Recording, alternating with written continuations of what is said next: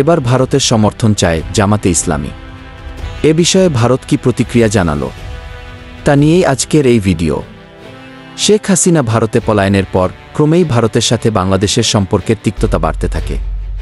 যেখানে গোটা দেশ ইন্ডিয়া বয়কটের ডাক দিয়েছে, সেখানে জামাতের আমির ডাক্তার শফিকুর রহমান তো প্রকাশ্যে ঘোষণাই দিয়ে বসলেন যে তারা ভারতের সাথে সুসম্পর্ক বজায় রাখতে চায়, এবং এই বিষয়টি দিল্লির নজরেও এসেছে। দিল্লির তরফ থেকে এ বিষয়ে জানানো হয়, দুপক্ষের মধ্যে এ বিষয় নিয়ে আরও বিস্তারিত আলোচনার আশা দেখছে বলে জানায় দিল্লি পররাষ্ট্র মন্ত্রণালয়। উল্লেখ্য, দিল্লির ফরেন মিনিস্ট্রি এক সংবাদ সম্মেলনে সাংবাদিকদের সাথে এ বিষয়ে কথা বলেন যে তারা ভারতের সাথে সুসম্পর্ক বজায় রাখতে চায়, এবং এই বিষয়টি দিল্লির নজরেও এসেছে। দিল্লির তরফ থেকে এ বিষয়ে জানানো হয়, দুপক্ষের মধ্যে এ বিষয় নিয়ে আরও বিস্তারিত আলোচনার আশা দেখছে বলে জানায় দিল্লি পররাষ্ট্র মন্ত্রণালয়। উল্লেখ্য, দিল্লির ফরেন মিনিস্ট্রি এক সংবাদ সম্মেলনে সাংবাদিকদের সাথে এ বিষয়ে কথা বলেন।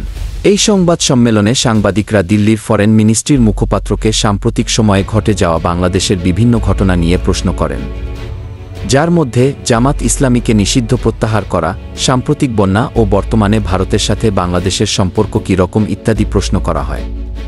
এছাড়াও আমেরিকার প্রেসিডেন্ট জো বাইডেনের সাথে নরেন্দ্র মোদির ফোন আলাপে বাংলাদেশ ইস্যু নিয়ে কিছু আলোচনা হয়েছে কিনা তাও জানতে চাওয়া হয়। উল্লেখ্য, জুলাই মাসে জামাতকে নিষিদ্ধ করে প্রজ্ঞাপন জারি করেছিল হাসিনা সরকার, কিন্তু অন্তর্বর্তীকালীন সরকার এসে তা প্রত্যাহার করে নেয়। এ বিষয় নিয়ে জামাতের আমিরের সাথে সাংবাদিকদের কথা বলার সময় তিনি বলেন, জামাত নয়া দিল্লির সাথে সুসম্পর্ক বজায় রাখতে চায়।